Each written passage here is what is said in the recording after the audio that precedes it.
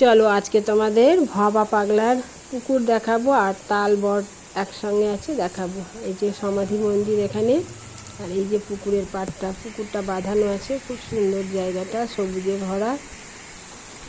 এই যে দেখে নাও পুকুর, এদিকে ঝিরঝিরে বৃষ্টি পড়ছে, বৃষ্টিতে দাঁড়িয়েই আমি ভিডিও করছি।